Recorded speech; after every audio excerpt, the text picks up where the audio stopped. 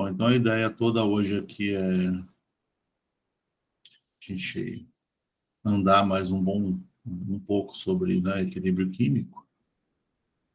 Eu preparei eu vim preparando uma aula sobre isso, então vou continuar mostrando ela aqui para você, para a gente ir discutindo.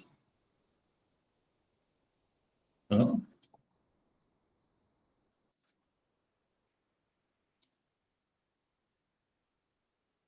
peraí, me apareceu aqui para mim que eu estou com...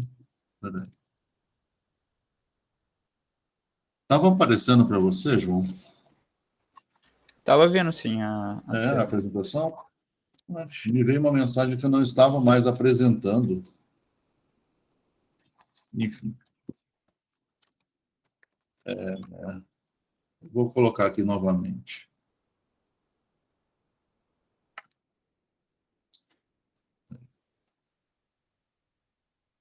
E, então, a ideia aqui é fazer aquela revisãozinha rápida, né, do que a gente conversou da última vez, mais o final, e continuar daí. Hoje o calor está incrivelmente grande aqui, mas, enfim, vamos que vamos. Acho que eu estava correndo. Então, o que a gente viu na última aula foi uma discussão a respeito no final, né, uma discussão a respeito de sistemas que podem ter variação de concentração, né? E aí um sistema típico que pode ter variação de concentração é um sistema que envolve uma reação química, né? Então a gente discutiu um pouco a respeito da energia de Gibbs envolvida numa reação química e a gente percebeu que a gente pode ter várias situações, né, em que o somatório aqui, né, sempre levando em conta o coeficiente estequiométrico do potencial químico dos reagentes, ele pode ser igual, maior ou menor do que esse mesmo somatório para os produtos. Na situação em que esse somatório aqui do potencial químico dos reagentes é maior do que o mesmo somatório para os produtos, a gente pode pensar que a gente está nessa condição que está simbolizada por essa seta, que é quando a gente tem uma tendência a diminuir a quantidade de reagentes. Então, a gente tem uma situação em que a gente tem, aqui no nosso gráfico de energia de Gibbs, pelo andamento da reação, a gente tem uma tendência a avançar na reação, né, para a formação de produtos.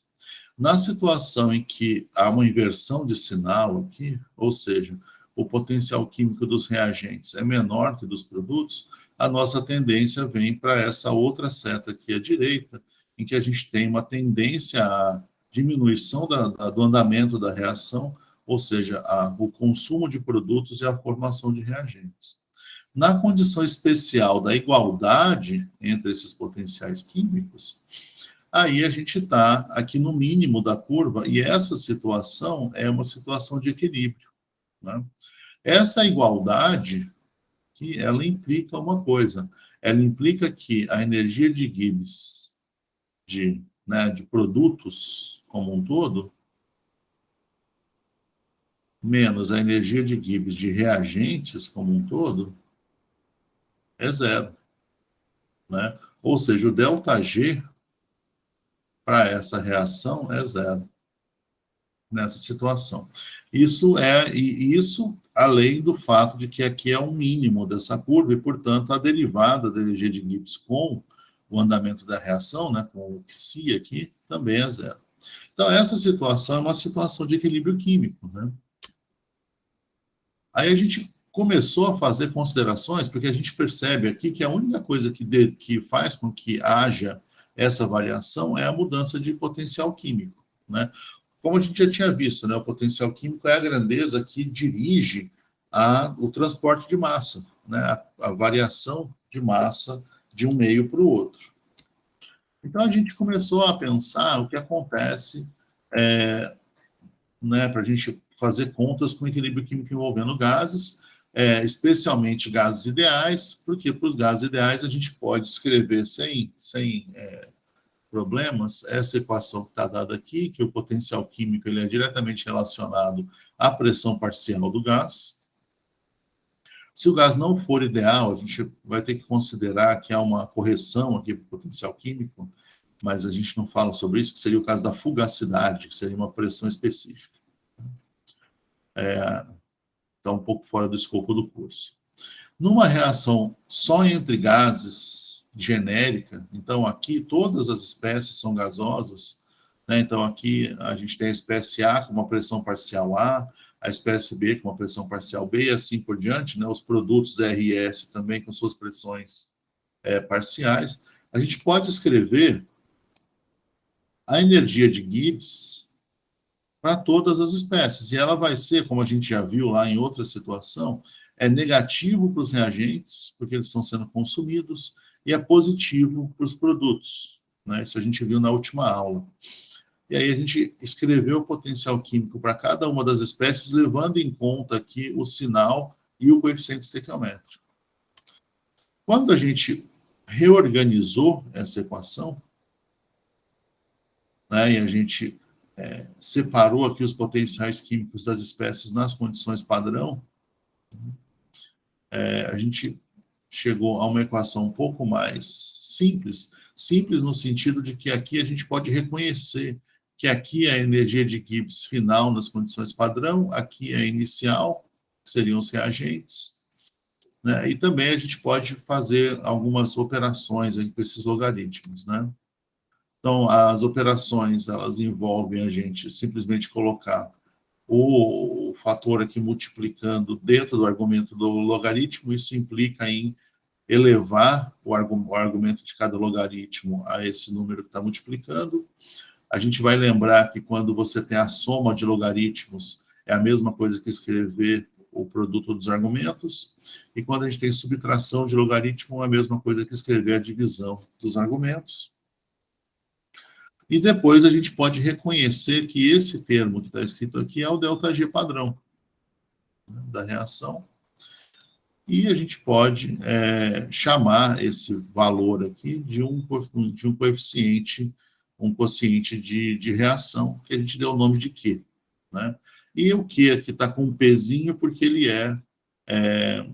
para pressões, né, para gases. Então, QP.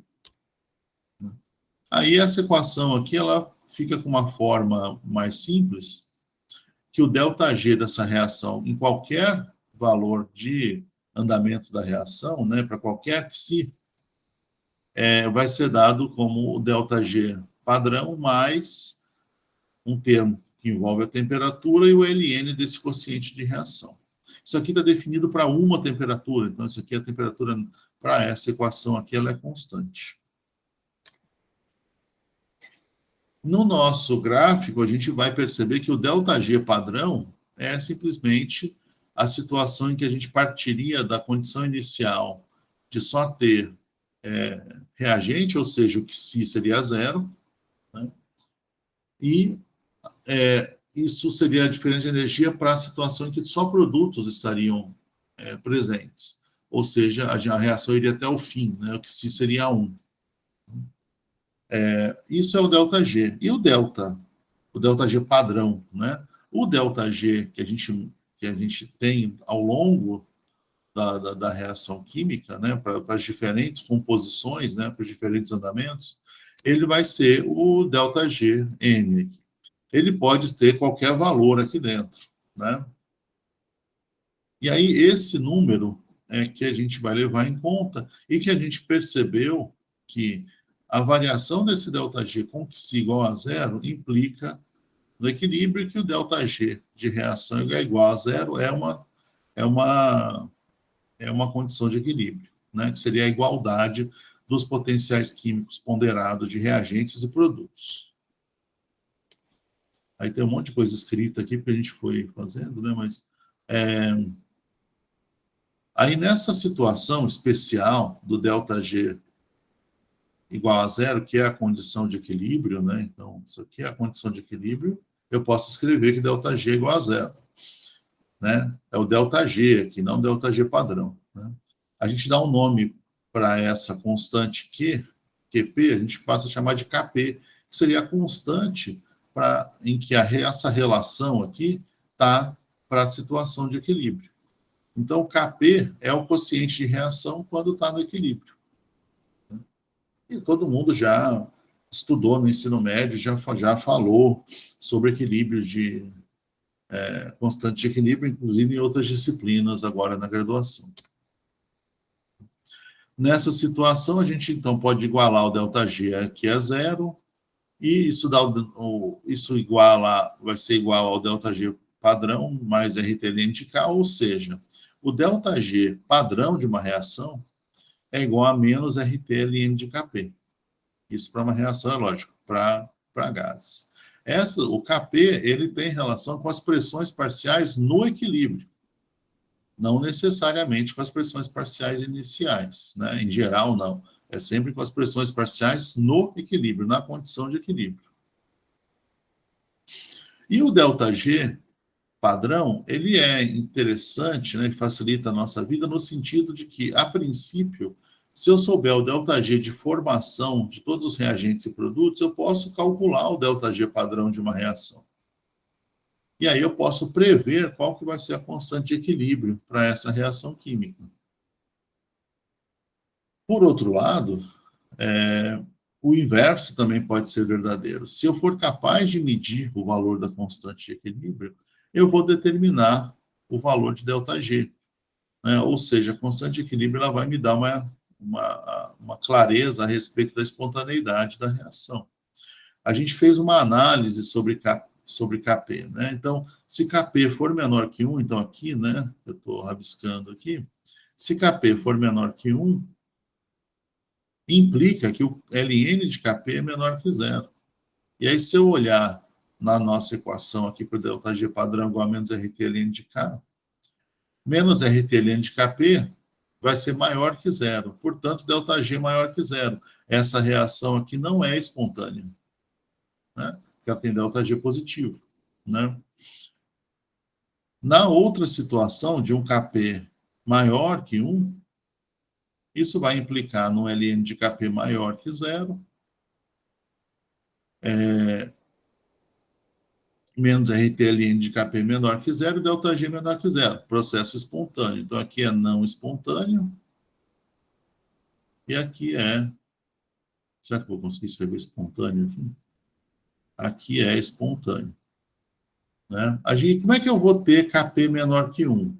Kp menor que 1 implica que essa produtória aqui, né, para os reagentes, é maior do que para os produtos. Ou seja, há um predomínio dos reagentes em relação aos produtos para dar Kp menor que 1. Então faz sentido, porque a gente está exatamente numa situação de ΔG maior que zero, né? E o inverso também é verdadeiro. Kp maior que 1 quer dizer que o numerador é maior que o denominador, ou seja, o produto aqui ponderado das pressões parciais dos produtos é maior do que para os reagentes. Isso quer dizer, então, que há mais produto, né, uma preponderância dos produtos em relação aos reagentes, o que tem relação com o fato do ΔG para essa reação ser menor que zero. E é importante também a gente perceber o seguinte: quanto maior for o valor de Kp, mais negativo é o ΔG. Ou seja, quanto maior for a predominância de produtos sobre reagentes, mais espontâneo é o processo. Ou, quanto mais negativo for o ΔG, maior deve ser a constante de equilíbrio medida. O raciocínio é o mesmo, só que pensado dos dois lados, né?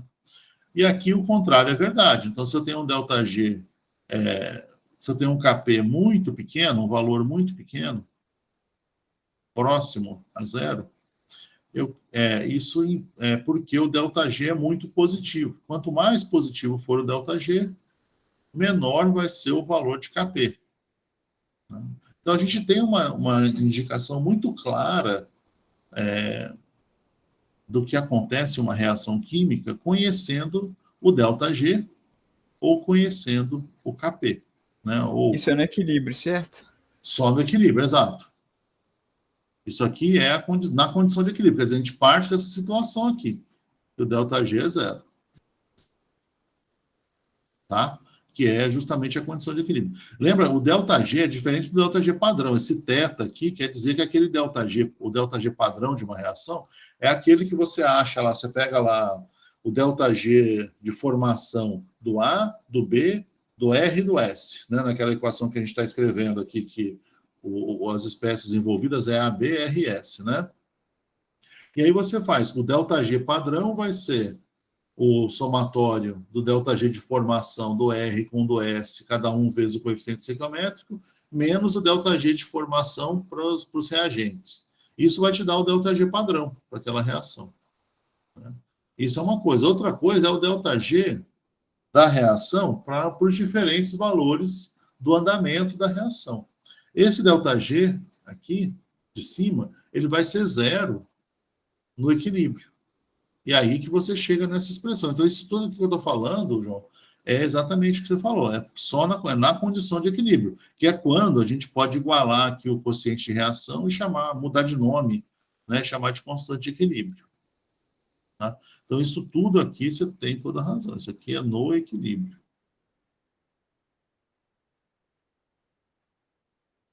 Né? Aqui é o caso especial de gases, mas no próximo slide eu já vou fazer um caso geral. Tá? Beleza? Beleza.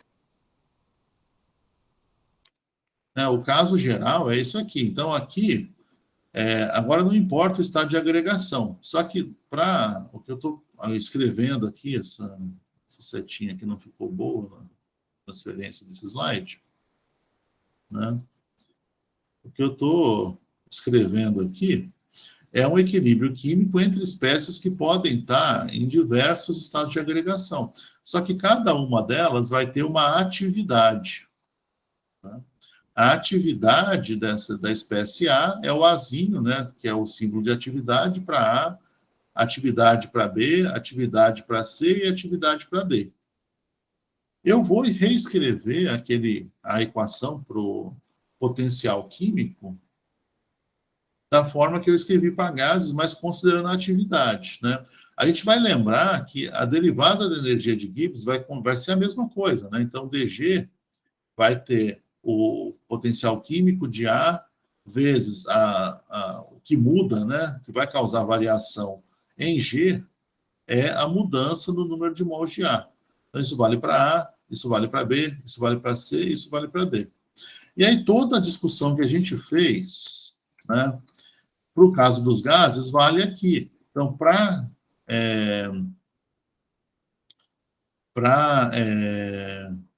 os produtos, a gente pode igualar, a gente vai escrever o valor, que seria o coeficiente estequiométrico positivo, aqui positivo, isso vale para todos os produtos, e para todos os reagentes a gente vai escrever negativo, porque eles estão sendo consumidos à medida que aumenta o avanço da reação. Certo? Então, aqui está negativo, porque os reagentes são consumidos com aumento do Psi. E está positivo para os produtos, porque os produtos... Deixa eu ver se eu falei certo. Aqui está negativo, porque os reagentes eles diminuem o número de mols à medida que tem o andamento da reação, ou seja, à medida que Psi aumenta. E aqui está positivo, porque os produtos aumentam a sua concentração à medida que Psi aumenta. Então, aqui a gente tem um aumento do potencial químico. Né? Esse Dzinho aqui é o coeficiente estequiométrico de D, não tem nada a ver com a derivada. Tá? E aí a gente reescreve de novo, né, agora a definição do potencial químico numa mistura para uma solução real. A gente vai lembrar que aqui seria, por exemplo, a espécie C, é o potencial químico de C puro, né, mais RTLN da atividade de C. A atividade aqui está substituindo a fração molar, porque a gente está considerando que isso aqui é uma solução real. Né? Então, aqui a gente vai substituir o potencial químico de cada espécie na reação. Então, para C está escrito aqui, levando em conta a atividade de C, para D está escrito aqui, levando a atividade de D como o termo que causa variação, né, no entre parênteses, para A e para B, só lembrando do sinal negativo aqui, porque eles estão sendo consumidos com o avanço da reação.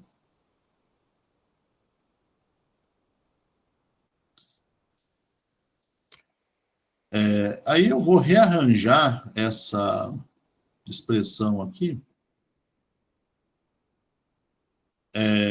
de modo que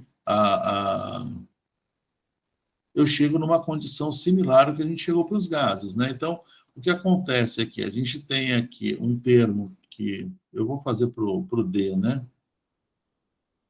Esse termo aqui vai ficar Dzinho, potencial químico de D padrão, mais Dzinho, RT, LN de AD. Isso aqui a gente simplesmente reescreveu como sendo RT, LN de AD elevado a Dzinho, né? Que seria o coeficiente estequiométrico. O RT ficou de fora porque a gente consegue colocar em evidência, né? Para todos aqui, todos os termos têm ele, e a gente só mexeu aqui no argumento do logaritmo para já colocar aqui o coeficiente estequiométrico. Então, no fim, a gente fica com uma equação muito parecida com o que a gente tinha para as reações envolvendo gases, só que ao invés da pressão parcial, o que a gente tem aqui são as atividades das diferentes espécies. E aí, de novo, né, vai ficar os termos de logaritmo que estão somando, a gente vai multiplicar, e os termos que estão subtraindo aqui, a gente vai dividir. Então, por isso que fica com dessa forma aqui, escrita a expressão. E aqui, de novo, a gente vai ter o ΔG padrão, que no próximo slide isso vai aparecer, né? Então, eu reescrevi aquela equação toda ali, e aí a gente reconheceu isso aqui como sendo ΔG padrão para essa reação, né? E aí ficou esse termo todo aqui. Esse termo todo aqui é o Q, né? É o quociente de reação que a gente tinha. A gente tinha definido o QP para gases, né? Mas o Q está aqui.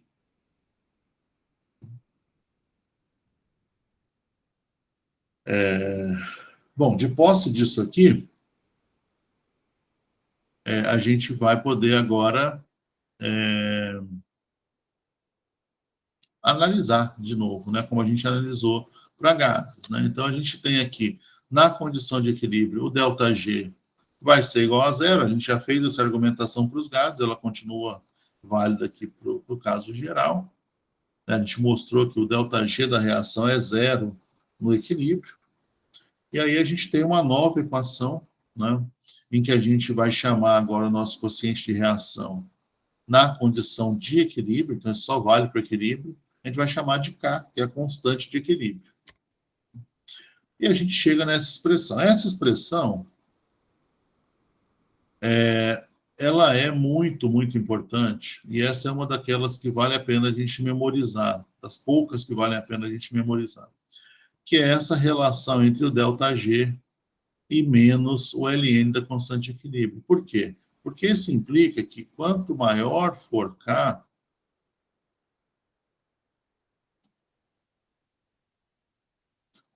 menor vai ser o ΔG, né? Então, se K for muito grande, isso implica que ΔG é negativo, né? Ele tende a um valor muito grande negativo, né? Eu gosto mais de escrever dessa forma, né? Se K é maior que 1, ΔG menor que zero. Se K é menor que 1, isso implica que ΔG é maior que zero. Ou seja, né, se ΔG é menor que zero, produtos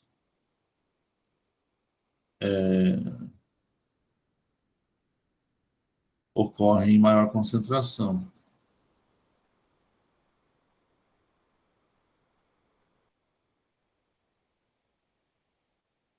Ou seja, a reação da forma como a gente escreveu, né? Essa reação química, a gente vai lembrar, ela é Azinho A mais Bzinho B em equilíbrio com... aqui eu mudei para C e D, né? Czinho C mais Dzinho D. Os gases, aqui estava RS, né? Mas, enfim. Né? Ou seja, se K é maior que 1, quer dizer que eu tenho mais produto do que reagente no equilíbrio. Isso parece simples, até a gente tem que analisar esses valores, né? A gente tem que pensar um pouco quando a gente está... tem que parar para pensar quando a gente está analisando, né? Ou seja, outra coisa importante é a gente dizer o seguinte: não é porque o ΔG de uma reação é negativo que numa situação de equilíbrio todo o produto virou reagente. Todo o reagente virou produto, desculpa. Não é porque o K é maior que 1 que todo o reagente virou produto. Né? Só quer dizer que há uma tendência maior à formação de produtos quando o ΔG é negativo. Para ΔGs muito negativos, é bastante comum que você praticamente que a quantidade de reagente remanescente no equilíbrio seja muito pequena, mas ela tipicamente não é zero. Às vezes é um número tão pequeno que você não consegue detectar. É uma coisa, né? E aí você considera uma reação como sendo uma reação que ocorre de forma completa. Mas, formalmente, ainda existe a possibilidade de haver reagente ali. Tem que haver essa possibilidade, né?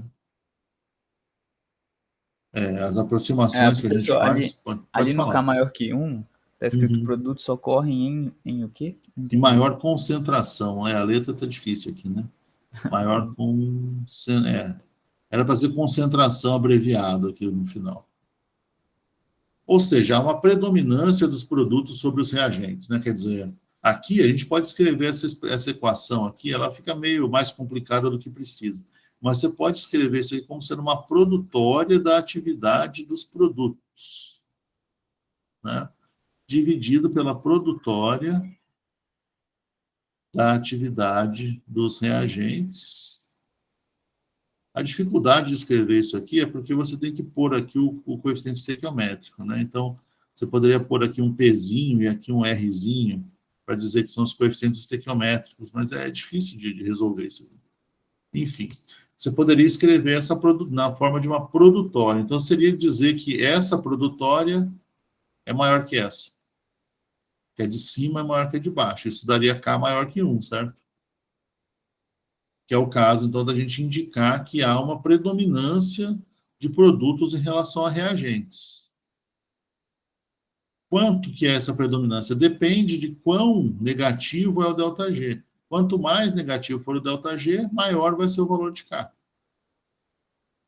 Então, você vai lá, quando você vai lá estudar equilíbrio em solução, envolvendo lá as reações de química das soluções, lá que você já deve ter feito, você tem valores de K que são da ordem de 10 a 20, 10 a 30, né?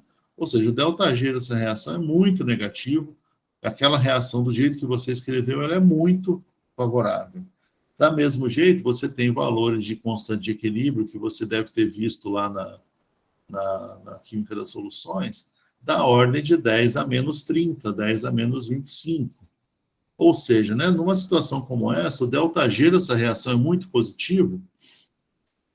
Isso quer dizer que aquela reação química ela acontece numa proporção muito pequena. Não é zero, mas é uma proporção muito pequena.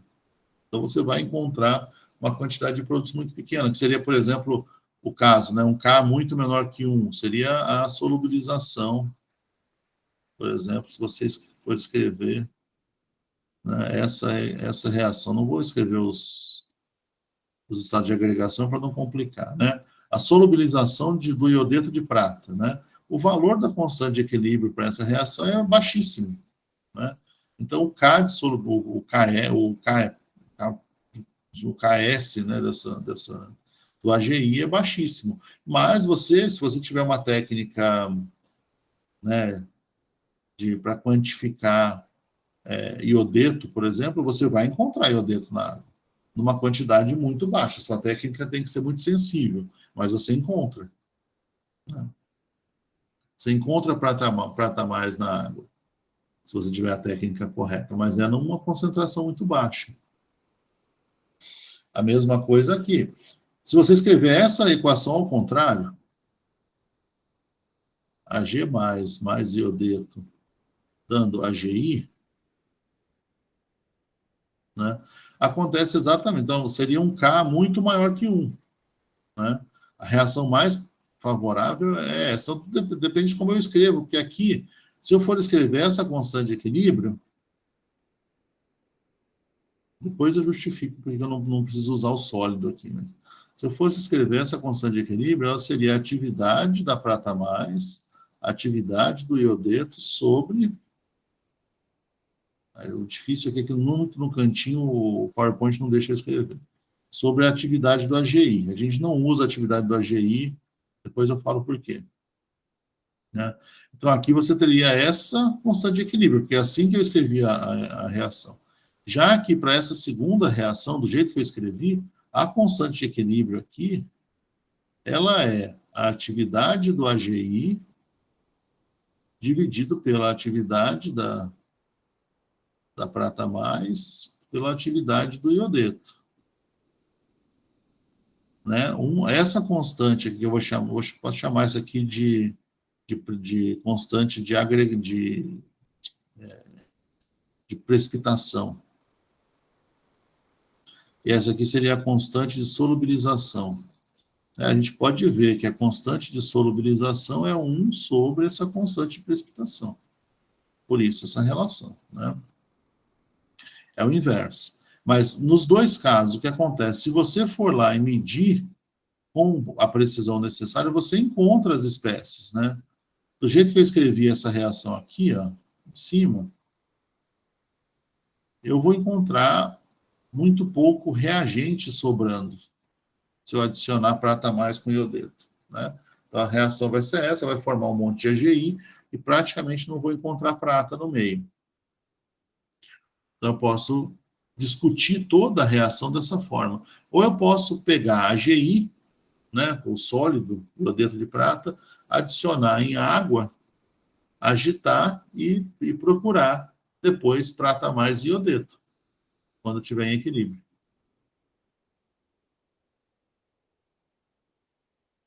Então, né, é o jeito de escrever também é importante. Tá? Depende do que interessa para a gente. Tem uma coisa muito relevante, né? Vocês já com certeza já viram constante de equilíbrio na vida, em algum lugar. Né? Aí, só que a constante de equilíbrio que vocês sempre viram foi em termos de concentração, especialmente concentração molar.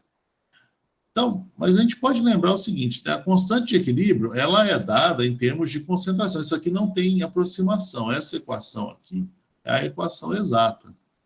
Essa equação aqui não tem aproximação nenhuma. Né? A gente pode lembrar que a atividade ela é escrita dessa forma. É o coeficiente de atividade vezes a fração molar. Né? Então, eu posso substituir aqui, certo? Substituo a atividade de cada espécie pelo coeficiente de atividade da espécie. Aí tudo elevado, né? Vai ter que ser tudo elevado ao coeficiente estequiométrico. O coeficiente de atividade vezes a fração molar. Se eu fizer isso, eu vou poder separar dois termos aqui. Um termo com todos os coeficientes de atividade e um outro termo com as frações molares. Fração molar, a relação entre as frações molares e as concentrações molares tem que ser a mesma, tá? Lembra que a atividade ela tem a mesma unidade da unidade de concentração que você usar, porque o coeficiente de atividade é sem unidade. Eu posso, então, escrever essa relação aqui, também pode ser com concentração. Né? Essa aqui, lembra que entre colchetes, assim, é a concentração em mol por litro. Então, sempre que está escrito entre colchetes, a gente vai assumir que a concentração é em mol por litro.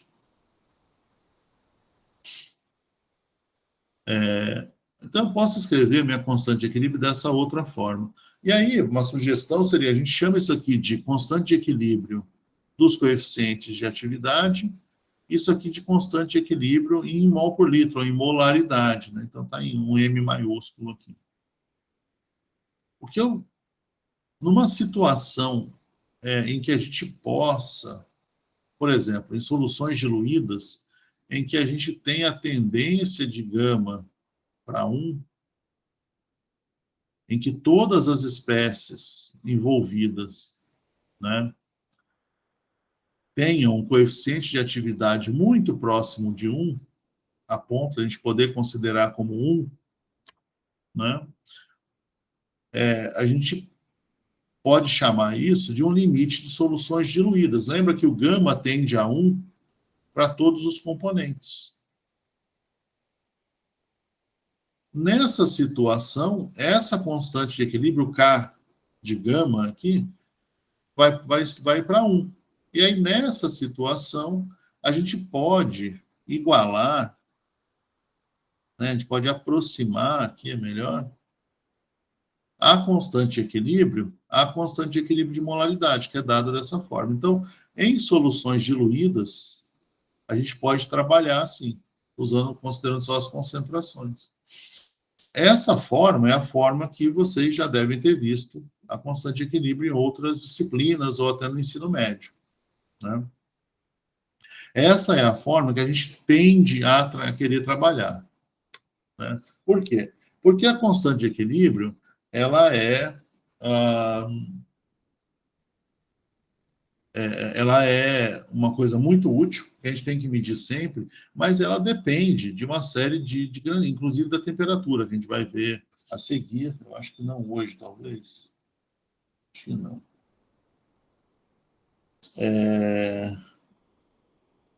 Tá? E aí a gente vai usar essa constante de equilíbrio sempre. A gente quer usar sempre em termos de concentração. Então, a gente acaba, em geral, trabalhando com soluções diluídas. Esse é o caso, por exemplo, das disciplinas de química analítica, que eu sempre volto para a química analítica, porque é justamente a área, né, que está sempre buscando determinar justamente as concentrações dos materiais. Você sempre procura trabalhar com soluções diluídas em química analítica, justamente porque você pode usar essa aproximação de forma razoável. Por quê? Medir coeficientes de atividade, a gente tem que lembrar que o coeficiente de atividade ele é uma função da concentração. Então, o coeficiente de atividade de I, ele é a função da concentração, ele muda com a concentração. Se ele muda com a concentração, para cada concentração que eu for trabalhar com a espécie I, eu tenho que medir um coeficiente de atividade diferente, né? Eita, nós. Eu tenho que medir um coeficiente de atividade diferente. E isso complica um pouco a situação. A tendência, então, natural é toda situação em que você precisa medir concentrações, você faz usando soluções diluídas, né? Diluídas para todos os componentes em geral. Tem uma coisa que eu não deixei um slide em branco aqui para fazer isso, mas que dá para fazer, é o seguinte. Tem uma aproximação, não, tem um uso que a gente faz muito. Acho que é melhor eu pegar um novo slide, né? Eu vou sair daqui.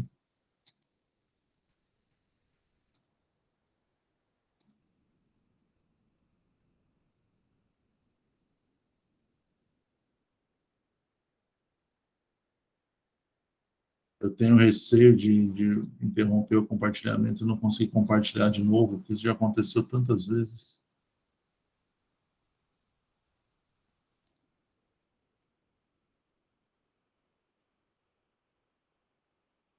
Bom dia, Marcos. Agora que eu vi que você está aí. Bom dia, professor.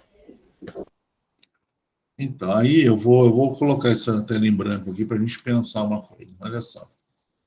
Mais rápido do que aquele whiteboard. Eu escrevi agora há pouco para vocês. Por que foi vermelho? Enfim.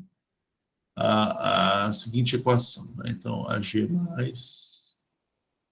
Não, AGI, que é um sólido, dando AG mais aquoso, mais iodeto, também aquoso. Eu gosto desse exemplo porque é tudo 1 para 1, a gente não precisa se preocupar com coeficientes estequiométricos, né? Aí, vocês já fizeram, provavelmente, química das soluções, ou se não fizeram, estão para fazer.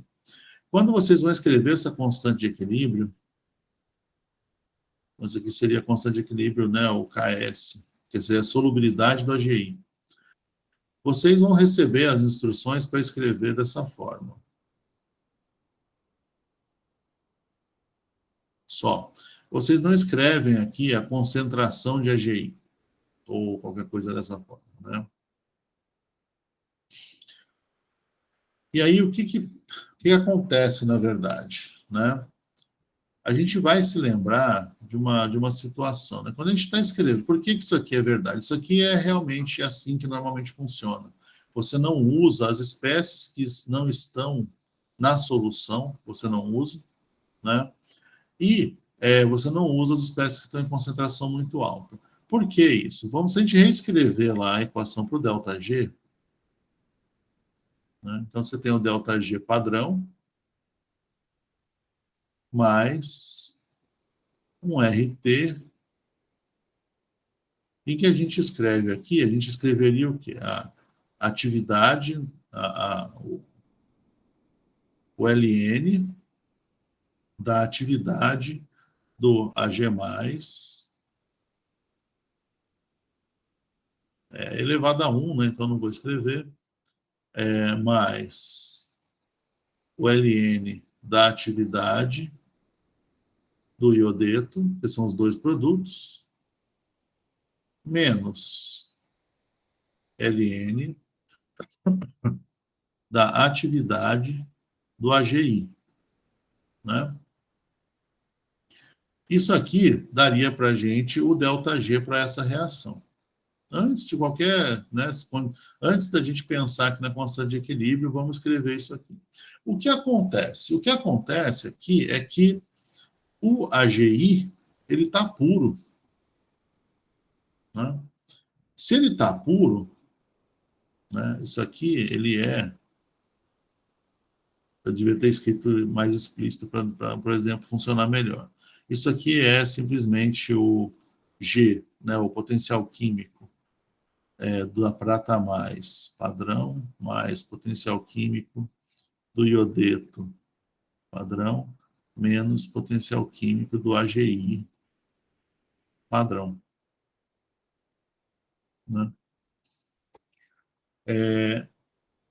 O que acontece aqui é que o AGI está puro, ele é um sólido, então ele precipitou, né? Não, ele não está em solução. O AGI é um sólido separado. Então, esse termo aqui, menos ln da atividade do AGI na solução, ele não existe. Tá? Esse último termo aqui, ele não deve ser escrito. O potencial químico do AGI, ele é igual ao potencial químico do AGI como se ele tivesse puro. Tá? Então, se eu continuar desenvolvendo essa equação aqui, sem levar em conta, né, que eu estou no equilíbrio, qualquer coisa assim, eu vou escrever isso aqui simplesmente como ΔG padrão para essa reação, mais RT ln dos termos que faz sentido. Então, eu não vou escrever isso aqui, o ln da atividade da prata mais, né? Isso aqui vai ser simplesmente ln de A AG+, mais ln de A e menos. E isso vai levar a gente, no final das contas, a escrever a constante de equilíbrio lá no final, quando o ΔG for zero, né? Lá no final das contas, a gente vai escrever a nossa constante de equilíbrio simplesmente em termos de atividade de prata mais atividade de iodeto. Né? né, 2 passagens depois. E aí, na nossa aproximação, isso vai para a concentração, né, aquela aproximação das soluções diluídas. Isso vale para qualquer substância que esteja nessa condição, em que o potencial químico dela na reação é igual ao potencial químico dela na, na condição padrão, né? Isso também vale, por exemplo, quando você tem uma solução diluída e acontece uma hidrólise. Então, vamos dizer que você tem lá 1 vezes 10 a menos 3 de acetato de etila, né? Então, acetato de etila é um éster, é um dos mais simples que a gente pode pensar, né? O acetato de etila ele pode hidrolisar.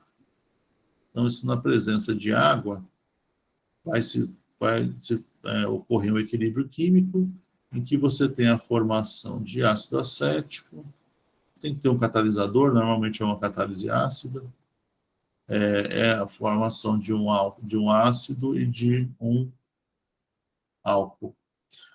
Isso aqui tem uma coisa, você pode definir uma constante de equilíbrio de hidrólise para isso, né? Se você tiver 1 vezes 10 a menos 3 mol por litro de acetato de etila, a gente vai perceber o seguinte, que e essa reação acontecer em meio aquoso, né? Então isso aqui está tudo aquoso. Nessa situação aqui, de concentrações relativamente baixas dos reagentes, ao escrever, de novo, o ΔG para essa reação, antes de a gente pensar no equilíbrio, então a gente vai escrever potencial químico, vou chamar isso aqui de HAC, isso aqui de ETOH, porque senão né, vai dar um pouco de trabalho. Isso aqui vai ser o ACET, facilitar a minha vida. Então, seria o potencial químico do ácido acético, mais o potencial químico do etanol, tudo padrão, né, nas condições padrão, menos o potencial químico da água, nas condições padrão, menos o potencial químico do acetato de etila, né, isso aqui é o nosso ΔG padrão para a reação, mais RT, LN, e aí eu vou escrever todo o argumento do LN aqui embaixo, tá? Então, RT, LN, tá, isso daqui, já pôr o mais aqui de uma vez, porque não vai caber ali mesmo. RT, LN, da atividade do ácido acético, mais LN, tudo aqui elevado a 1, né? Porque, de novo, essa reação é 1 para 1 para 1 para 1. LN da atividade do etanol, menos LN da atividade da água, menos LN da atividade do acetato de etilo. Certo? Aí a gente vai, aqui também é padrão para acetato de etilo aqui em cima, só esqueci de escrever o teta. Quando a gente começa a analisar essa expressão agora, a gente vai perceber uma coisa para a água, né? A atividade da água aqui, ela é máxima, né? Esse LN aqui não faz sentido, porque a água que está sendo consumida aqui, ela é irrisória perto da reação, ela é irrisória perto da quantidade de água que tem, porque imagina que, vamos fazer uma justificativa um pouco mais numérica, né? A gente imagina que a reação acontecesse de forma completa, né?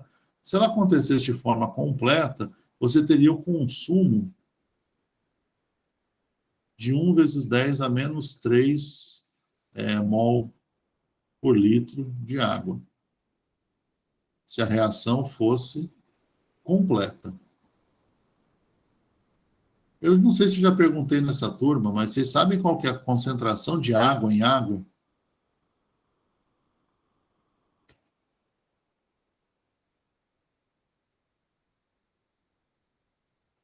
Como é que é a pergunta? Concentração de água em água. Se eu pegar 1 litro de água, eu quero saber em mol por litro quanto que tem de água, sabe? Não faço ideia. Pois é. A concentração de água em água. Então, se eu fizer isso, água em solução aquosa, né? Concentração em mol por litro é número de mol dividido pelo volume, certo? Número de mols, se a gente assumir que a densidade da água é 1 grama por ml, né? O número de mols é massa dividido pela massa molar.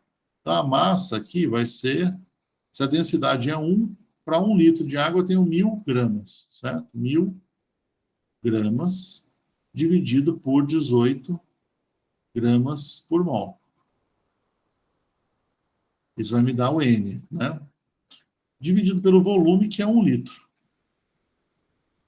Para eu ter 1.000 dividido por 18, eu já fiz essa conta 200 vezes, dá 55,5. O que sobra aqui de unidade? Grama corta com grama, mol passa para cima, mol por litro.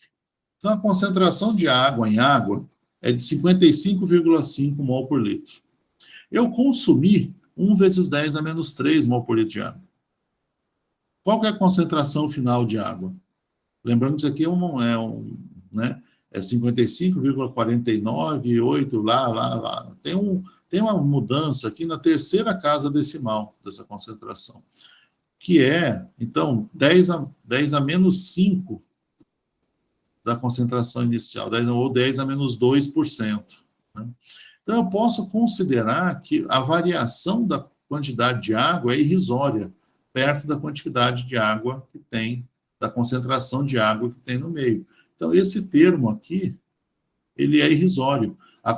O potencial químico da água não sofre uma variação apreciável durante essa reação. Então, esse termo, ele não entra, ele é praticamente zero. Porque ele tem a ver com a variação da concentração da água. Então, o nosso ΔG, ele fica muito mais bem escrito se eu escrever o ΔG padrão. Vejam que para calcular o ΔG padrão da reação, eu preciso saber o potencial químico da água padrão. Isso eu vejo lá, por exemplo, normalmente o que a gente faz aqui é considerar os ΔG de formação, né? Isso é essencial. Mas para calcular aqui, né, agora se a gente for andar com esse termo aqui, a atividade da água não vai entrar. Então, vai ficar aqui o Ln da atividade do ácido acético. Não, tira esse Ln daqui, tá? Desculpem. Eu não consigo apagar, então vou ter que rabiscar. Atividade do ácido acético vezes a atividade do etanol dividido pela atividade do acetato de etilo. Isso vale para essas situações em que a concentração seja muito baixa. A gente faz, por exemplo, no nosso laboratório, essa reação química, essa hidrólise, a gente calcula as constantes de equilíbrio. Só que a gente usa uma situação tal em que a fração molar da água é 0,6, 0,5. Né? A fração molar do acetato de etilo chega a 0,2. E aí, nesse caso, durante a hidrólise, a quantidade de água varia apreciavelmente. Aí, naquela situação, essa condição aqui do Ln de A ser irrisório não vale mais. Aí a gente leva em conta a atividade da água, a concentração da água. Né? Mas nesse caso de solução diluída, isso aqui não faz sentido. Então a gente pode escrever dessa forma, e aí no equilíbrio, né? O ΔG igual a zero, a gente reescreve isso aqui e a gente chega numa constante de equilíbrio, né, no equilíbrio aqui, ó, né, no equilíbrio, ΔG é zero. A gente vai escrever o ΔG padrão para essa reação como menos RT Ln dessas atividades, né? Atividade do ácido acético, atividade do etanol, pela atividade do acetato de etila. Isso aqui é a constante de hidrólise. Tá? É essa constante de hidrólise que a gente escreve para hidrólise de acetato de etila para os casos típicos em que a concentração não é muito alta. Tá? Sobre a concentração da água em água. Um dia que vocês não tiverem nada para fazer e estiverem conversando com um amigo, ele te pedir água, vira para ele e fala que ele pode tomar só 3 mol de água, dá uma garrafa para ele e fala, toma 3 mol de água só. E deixa o cara pensando. Tá bem? Alguma pergunta aqui, gente? Isso aqui é uma justificativa para uma coisa que a gente usa direto no dia a dia. Né? Ao trabalhar com constante equilíbrio, tanto nas listas de exercício, quanto se vocês forem para o laboratório e forem pensar nisso, vocês vão se deparar sempre com essa necessidade, né? É muito comum reações de hidrólise aparecerem, ou essas precipitações, né? Como está escrito aqui. São coisas que a gente usa muito no nosso dia a dia de química, tá? Alguma dúvida? Não. Não? Também não, Gustavo. Ok.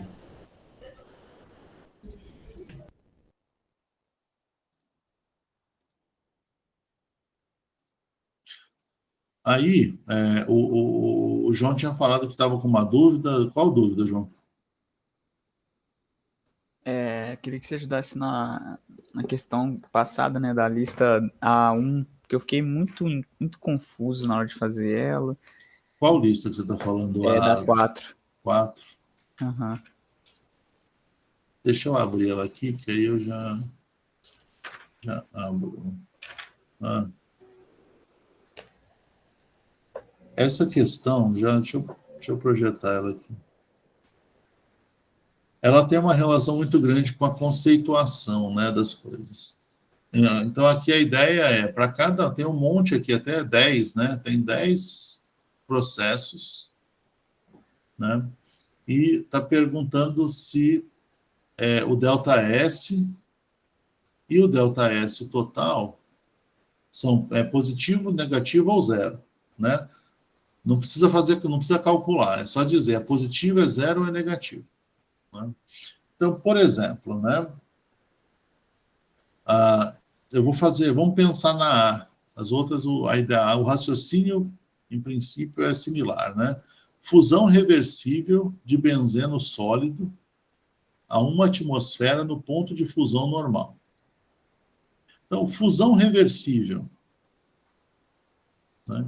Se você tem qualquer processo que seja reversível, o ΔS total é zero. Né, da nossa discussão ao longo do semestre. Então, o ΔS total aqui é zero. Mas não necessariamente o ΔS do sistema é zero. Nesse caso, você tem a fusão. Você não precisa calcular, você não precisa saber os valores, né? Mas quando a gente tem fusão, a gente está passando de uma fase em que as espécies estão fixas, né, que é o sólido, né? Então você tem benzeno sólido. Imagina você tem os anéis do benzeno, eles estão fixos num arranjo cristalino qualquer, né? E você passa para uma outra fase em que há uma liberdade não total, né, não é um gás, mas que há uma liberdade de translação. Então, a dispersão espacial da energia é maior quando você sai do sólido, né?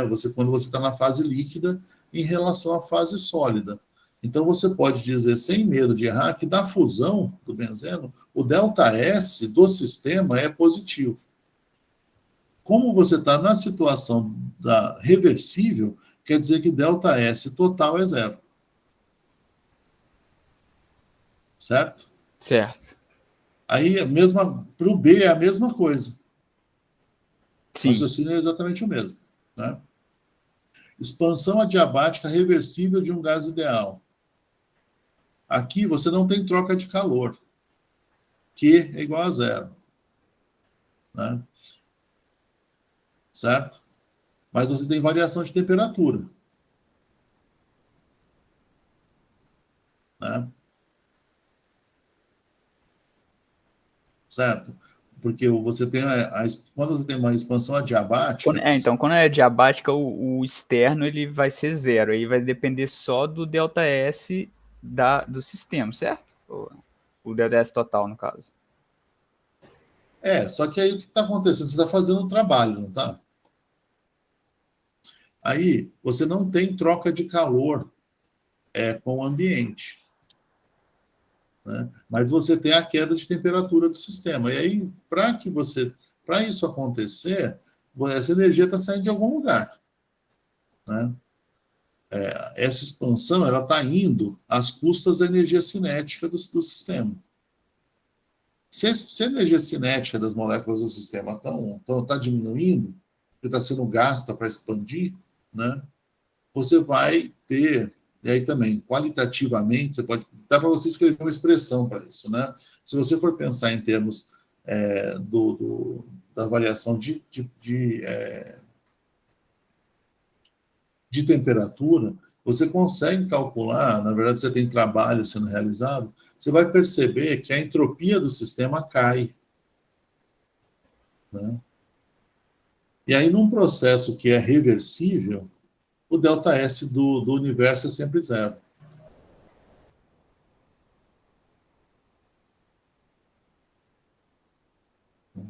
E aí, né, então, expansão isotérmica já é outra coisa, né? Expansão isotérmica quer dizer que o sistema ele vai pegar energia do ambiente para manter a temperatura. Então, você aumenta o espaço para o gás viajar e você mantém a energia cinética. Então, você tem um ganho de calor, né? Se for reversível, o delta é interessante porque aí o ΔS do sistema ele dá exatamente Q sobre T. Então, o tanto de energia que entrar é o aumento da entropia do sistema. E aí, o que você consumir para aumentar a entropia do sistema está saindo da vizinhança. Então, o ΔS, de novo, é zero do universo, mas o ΔS do sistema é positivo.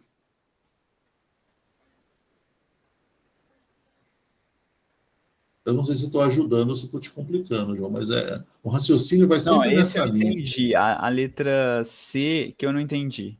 Porque, se é reversível, significa que toda vez que for reversível, o ΔS total vai ser zero, né? É zero. Uhum. A partir daí, é um processo adiabático. Então, ele está isolado, certo? Isso. E aí, sendo uma expansão, aí você falou que na expansão a entropia... Então, o que acontece com a expansão? Olha só. Para você expandir de forma adiabática, não tem, se é adiabático, como você falou, está isolado, não tem como entrar calor no sistema. Se o sistema expande, ele faz isso às custas da energia cinética das moléculas de gás que estão lá. É um gás ideal, certo? Então, você está assim, o gás tem uma certa energia cinética. Isso permite que ele expanda, então ele vai expandir. Qual a energia que está sendo usada para fazer esse trabalho de expansão? A energia cinética das moléculas, é a única coisa que tem disponível. Entendi. Né? Então o sistema ele vai diminuir a entropia. Porque você está diminuindo a temperatura. Vai vibrar menos, tipo isso, né? Como se, na verdade, não é nem vibrar, é como se as moléculas, a velocidade com que elas viajam né, é um gás, né? Uhum. Então, a velocidade com que a energia cinética de cada molécula vai diminuir. Uhum. Entendi. Então, você diminui a dispersão espacial delas, né? Então, qualitativamente, você consegue dizer que o ΔS é negativo. O cálculo disso não é fácil, não, mas daria também para fazer.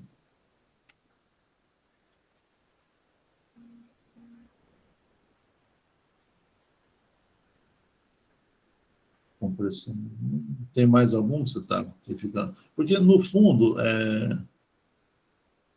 No caso do vácuo ali no E, como é que se comportaria no vácuo? Então, o problema no vácuo é engraçado porque o trabalho é zero, né? Se você tem a expansão no vácuo, o trabalho é zero. Então, você não tem consumo de energia para fazer essa expansão.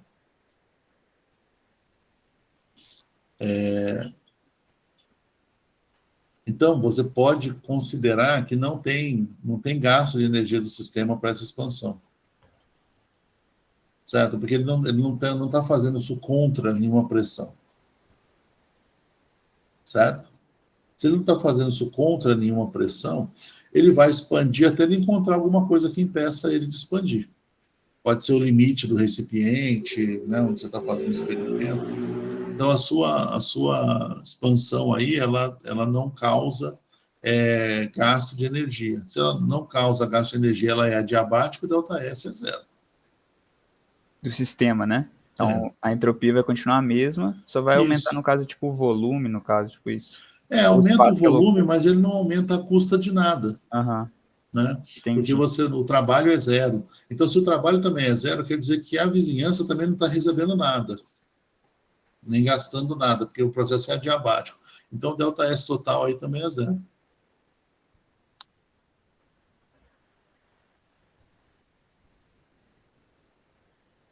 E o que muda quando diz ali gás ideal, por exemplo, nas próximas ali? Vai ter duas com gás ideal. O gás ideal, ele tem a característica de não ter nenhum tipo de interação intermolecular, Ah, sim. né? Quando você tem um gás não ideal, esse gás é não ideal, o J, né? É da J que você está falando? O gás ideal tem na F e na H e não ideal acho que tem na A J, J, né? né?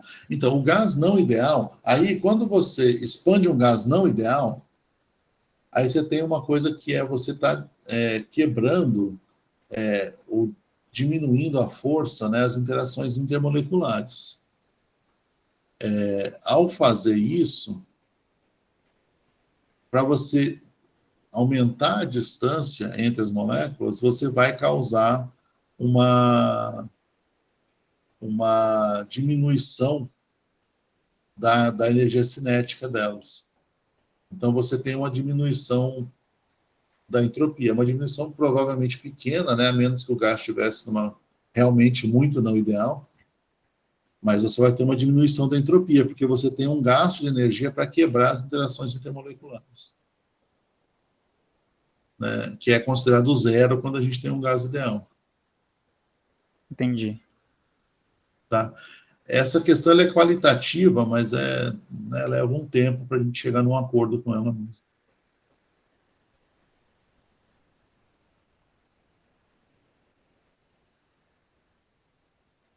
Às E vezes o é mais H? fácil calcular. O H ali, no H. caso. Resfriamento reversível de um gás ideal a volume constante. Então, aí você está fazendo um resfriamento, você está causando uma variação de temperatura, uma variação negativa de temperatura, né? Se você lembrar que se é reversível, você pode igualar a variação da entropia com CVDT por T, né?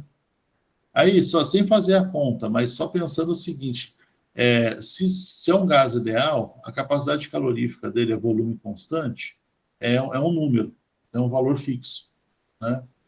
Então, você pode pensar que o ΔS vai ser proporcional ao ΔT, né? Nessa situação, se cai a temperatura, cai a entropia.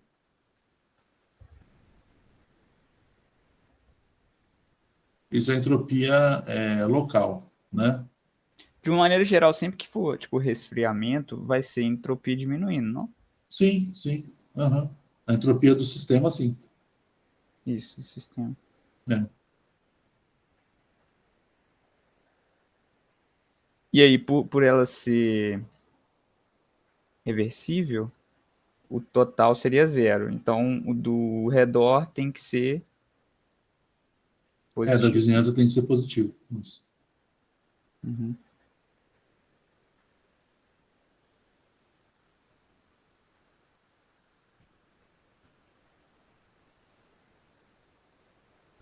Só para finalizar, quando ele fala ali em paredes adiabáticas rígidas, significa que as moléculas elas vão manter a cinética, porque elas vão bater e vão voltar? É alguma coisa desse tipo? Não, o rígido aí só quer dizer que não tem variação de volume. Que né, o sistema não causa variação de volume. Onde está escrito isso? É aí. Isso. Parede adiabática rígida quer dizer que ela é adiabática e ela não deixa o sistema variar o volume. Aqui, né? Então, aqui não... E qual seria a mudança da entropia por causa disso? Então, o fato, aqui ele só está dizendo o seguinte, você vai queimar o benzeno, então tem que ter oxigênio disponível aí, né? Mas ao fazer isso, você não vai ter troca de calor com o ambiente e não vai ter variação de volume. Então é como se você colocasse benzeno com oxigênio dentro de um recipiente de aço rígido, né? E fizesse vácuo, né, de forma que fique adiabático, e tocasse fogo ali, né, e colocasse uma faísca. Então, você vai queimar o benzeno, que é a combustão do benzeno, ou seja, vai reagir com oxigênio. Benzeno é só carbono e hidrogênio, então vai formar CO2 e água. Né? Ele quer saber o que vai acontecer com a entropia. Como você tem uma molécula de benzeno, um mol de benzeno, ele vai gerar 6 mol de CO2, né? E vai gerar mais 3 mols de água na combustão, você está gerando muito gás. Você vai consumir 6, 7,5 de oxigênio, mas você vai gerar 6, 9 mols de outras substâncias. Né? Então, o que acontece, né, nesse balanço? Se você escrever essa equação química, assumir que o benzeno é líquido e que a água que está sendo formada é gasosa, você vai perceber que você está liberando um monte de calor, porque o ΔH de combustão do benzeno é bastante negativo, né? O ΔH de combustão, né? Eu falei certo. O ΔH de combustão do benzeno é bastante negativo, e você está gerando um monte de gás. Então, com grande certeza você vai ter um aumento de temperatura, além de um aumento de espécies gasosas. Então, o seu ΔS é necessariamente positivo, ΔS do sistema. Se a parede é adiabática e rígida, o ΔS da vizinhança é zero. Então, quer dizer que o ΔS total, que é sistema mais vizinhança, vai ser positivo também. Entendi. Em qualquer combustão, a entropia aumentaria, né? A tendência é essa, né? Certo. Agora eu entendi melhor. Essa daí eu fiquei bem confuso, porque são várias. Tem bastante variação, né? Aí um é isotérmico, o outro é adiabático, o outro é reversível, o outro não é. E aí fica um pouco confuso, mas deu para entender tudo, sim. Entendeu? Era isso. Era só isso? Sim. Legal. Você quer comentar alguma coisa, Marcos? Eu queria ver se o senhor podia me explicar umas coisas da lista 2 que saiu a nota esses Dois. dias. Da que eu te entreguei, assim, pra eu entender melhor porque eu errei nela. Lista 2. Acho que eu tô.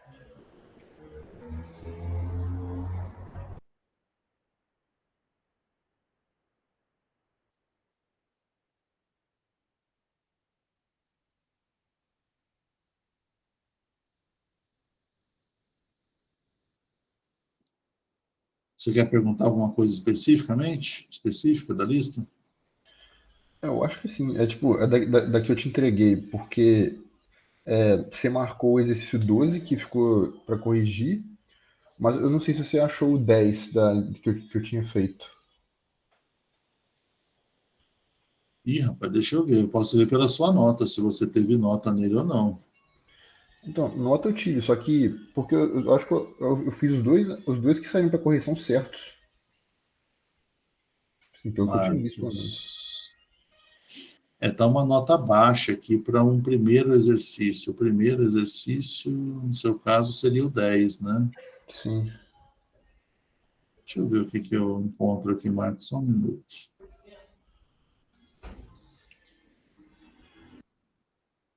Lista 2.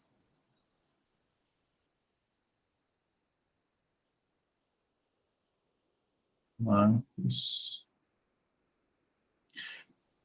Você chegou a olhar os comentários que eu fiz? Onde ficam os comentários? Então. Isso eu acho que eu não achei. Eu acho que eu não comento, não falei para vocês.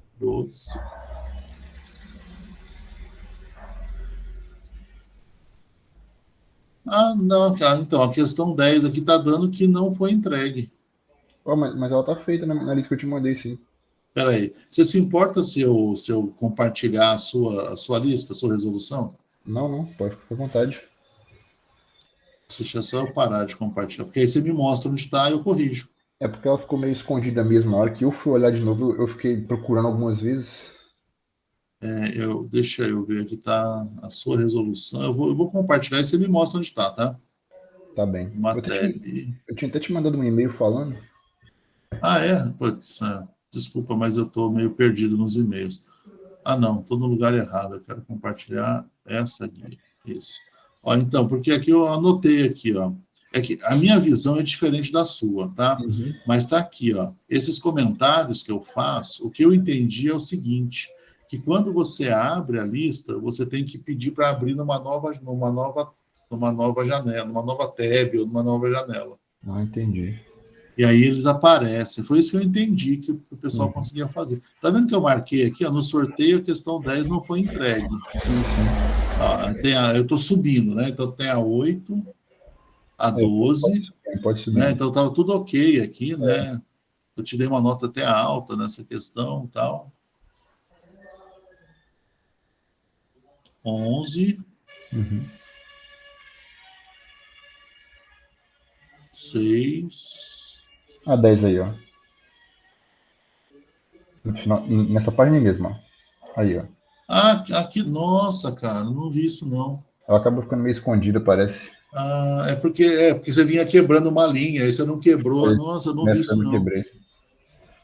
Eu corrijo de novo, então. Aí eu te mando o feedback. Aí você vai olhar o feedback aí, tá? Esse retorno aí. Você vai ver os meus comentários. Mas, se eu não me engano, essa questão é relativamente...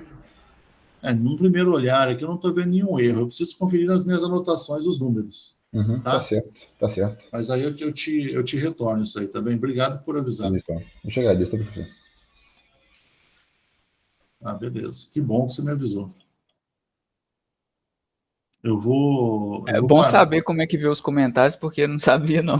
Não, então... Pois eu sempre falo isso, eu devo ter esquecido de falar para vocês, porque na primeira vez que eu dei disciplina assim, nesse esquema remoto, um aluno me falou, não vejo seus comentários, não vejo. Eu ponho bastante comentários, eu tento ser, né, relativamente detalhista na correção. Se você clicar na lista, como é que é? Acho que é clicar na... Quando você vê lá as coisas que você eu fiz isso que você falou, eu cliquei com o botão direito ali e pus para abrir uma nova aba, e aí aparece realmente. Aí aparece. Então, isso é uma coisa que é meio estranho nessa plataforma, mas tem que ser assim para vocês verem o comentário. Beleza.